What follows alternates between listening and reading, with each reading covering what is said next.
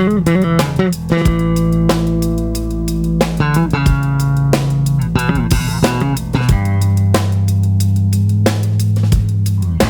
afternoon, Essex County College family. This is the Virtual Cafe powered by Student Life and Activities. We hope you and your families are all doing well today. This is episode number 39, Rock the Vote. As you know, the general election is coming up on November 3rd. The deadline to apply to vote in this election is 3 weeks before that, which puts us at October 13th. Make sure you do so. It's a very important election. We want to try to make sure that all of our students are exercising their right to vote as citizens of this country. There are some hot ticket items being voted upon during this general election. We have the office of the United States President, of course. We have the U.S. Senate, the U.S. House of Representatives, the State Senate, and the General Assembly. In addition to that, on the ticket this November, you will see 3 official public voting questions. Public question number 1 is legalize marijuana. Public question number 2 is property tax deduction and exemption for peacetime veterans. And the final public question number 3 is change the legislative redistricting schedule if the census data is delayed. We've gone over the census previously with you. You know, that's a device that helps to better count how many folks are living in each district so we can tell our government where funds are needed the most for fire, police, and all different kinds of things. So there's a lot of really important topics happening right now in the world and especially in our country. And a bunch of these will be voted upon this November. We have special guests with us today. We have Miss Jessica Lopez, the Vice President of the Student Government Association, and we have Mr. Jamil Graham, the Director of Student Life and Activities. Ms. Lopez, how are you doing today? I'm good, Mr. Odd. How are you today? Doing well. Thanks for asking. Dr. Graham, what's happening, man? Nothing much, Joe. Just getting ready to vote. Excellent. So, Dr. Graham, you have any info for our students about voting, about registering to vote or voting by mail or any of that good stuff? Well, what I have been trying to share with students over the past few weeks is those important deadlines. The most important that is coming up very soon is the October 13th deadline to register to vote. So I think it's very important that we get that information out there. We encourage our peers to go out to vote. Information can be found on the New Jersey online voter registration page. They have the information in various languages. But I think that that's the most important step that we should take right now is to make sure that we meet that October 13th deadline, as well as to meet the October 19th deadline to mail in your ballot if you do plan on voting by mail. Now, remember, in New Jersey, to register to vote, you must be a United States citizen. You must be at least 17 years old, though you may not actually vote until you've reached age 18. You must be a resident of the county you live in your case, Essex County, at least 30 days before the election. And you can't be serving a sentence of incarceration as a result of a conviction of an indictable offense under the laws of New Jersey or any other state in the United States. And also, you're not eligible to register to vote if you've been convicted of a crime or an indictable offense as well. If you're in college, which you are, you have the option to register from your college's address, or you can register from your folks' address, or wherever you live. That choice is yours, but once you make a decision, that's final, okay? So make sure you choose that one wisely if you're going to register from home or you're going to register from school. But remember, the deadline to register is 3 weeks before. It's October 13th. Miss Lopez. Yes. You've been voting all your life. What are some things that people say? They say, oh, my vote doesn't count, or I'm not going to vote this year. I'm lazy, and it doesn't matter if I vote anyway. My state is blue or red. Do you have anything contrary to say to that? For the most part, people just have the misconception that we don't have a voice. And I think at the end of the day, we have this privilege to say, I can sit here and say, this is who I want. This is who I'm going to go for. And we choose not to use it It's almost like having running water in your house and saying, I'm not going to take a bath. We have this obligation, and I call it an obligation because it's a right. We were given this right. We struggled to get this right to say who we want and voice and be able to voice our opinions, and people don't use it. And I feel that the younger generation, they see it as, oh, I'm not going to vote, this doesn't count, this doesn't mean anything. That is the complete opposite.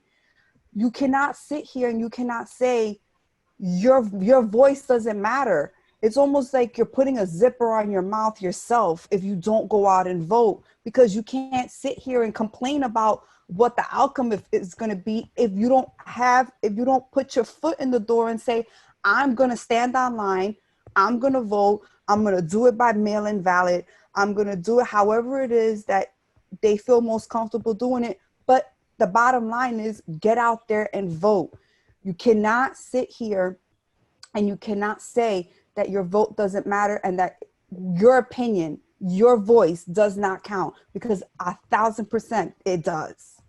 Your voice really does count. Everybody has one. If everybody were to take up that idea that my voice doesn't count, then one side might win just because the other side failed to have the motivation to get out there and make a change. There is a process here. This is hundreds of years old in our country. It's a democratic process. Regardless of what side you're on, regardless of what party you're rooting for, you got to make sure you get out there and exercise that right to vote. I know Mr. Graham is an avid voter. He's been there a million times. Mr. Graham, tell us about it. From my very first experience, it was easier and less frightening than I thought it would be. I remember the first time going in to vote, I always thought that it would be a frightening process. Unless you go through like a trial run where places offer you that experience, you don't know what to expect behind the curtain. But to me, it's a matter of knowing your candidates beforehand. And then once you get to the poll, it's really a straightforward process, registering and going in and making your vote count. Usually not too many shenanigans. You just roll up to the polling booth.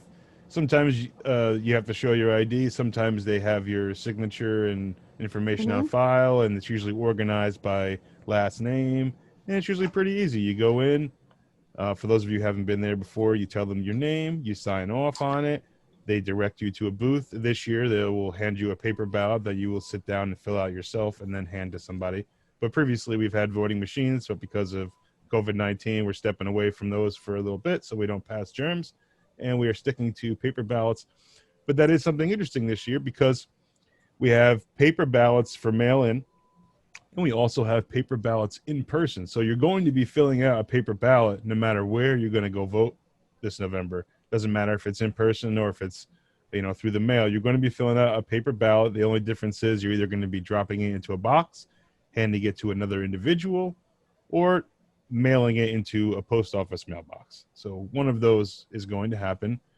And we hope that a lot of folks, even if they are a little bit nervous about stepping out into the public or going around a bunch of people, because the pandemic hasn't resolved yet, that there are other ways for you to vote. There are other ways for you to have your voice heard. So don't let not going out, or don't let, a justified fear of going out around a bunch of people stop you from voting in this very, very important election. I think with the COVID situation, a lot of people have taken that step back and said, I don't know how I want to do it yet. And I think that what it really comes down to is you have a deadline. So at this point, get out there, get registered, make sure you meet that deadline. So when the day comes, because if you're going to go and you're just going to go, you can't vote if you're not registered. And the information is out there to be able to say, how do I do it? How can I register? I know a lot of people, even with motor vehicles, they do it right through there. We have it up in our chat. The link is there. The information is out there for you to be able to register in order for you to be able to say, I want to vote. So either way, your voice can be heard. And I keep going back to that because it seems like our younger generation are not using their voices, but will be the first ones to sit here and say, oh, well, we didn't have a change because I didn't vote. Why didn't you? There's no reason not to. And for many, many, many years, we have fought for this right. We have fought to sit here and say, this is something that I deserve to be able to do as a human being, to be able to say who I want to represent me. Because at the end of the day, we're all, just like myself as the vice president of the Student Government Association, I represent the students. I represent you guys. I was elected by you guys. Had we not had an election, I wouldn't be in the position that I'm in right now. So the process goes the same way. You want someone to represent you. You want this person to be able to say, I want this person to hear my voice and accept the fact that I gave them that position. Get out and vote. It's not a difficult task. The process literally takes less than 5 minutes to do. And if you need to register to vote, you can go to tinyurl.com/EssexVote2020. And if you need the application in Spanish, you can go to tinyurl.com/EssexVotar2020. And if you go to the state's website, you will find the application in a variety of different languages in case English or Spanish are not your first or second languages. If you need a voter by mail application, you can go to tinyurl.com/EssexMail. And in Spanish, it's tinyurl.com/EssexCorreo. So we have, and these are all located on Student Life and Activities Facebook and Twitter pages, our social media, all this information, and it'll be on the screen right now while I'm talking as well. But remember, you need to register to vote, number one. And number two, you need to actually vote, which you can do in person or by mail. Dr. Graham, do you have anything to add? Current times really highlight the importance of voting, but it's always important. And one thing to be mindful of is that we can't complain too much about the situation that we find ourselves in, or not having elected officials doing what we want them to do if we actually do not take ownership and play a part of electing those who we want to serve us. Absolutely. That was wonderfully well said. I think we're going to make a quote out of that. That was really good, Dr. Graham. Thank you, Joe.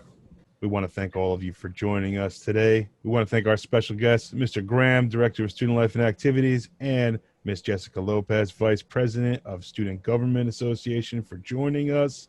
We appreciate you all coming in to learn about voting and learn about how to register to vote by mail. The general election is coming up November 3rd. We hope to see you at the polls, or if you're not at the polls, we hope that you're mailing something in. We hope that you and your family are doing well during this time, and we will catch you next time. Take care.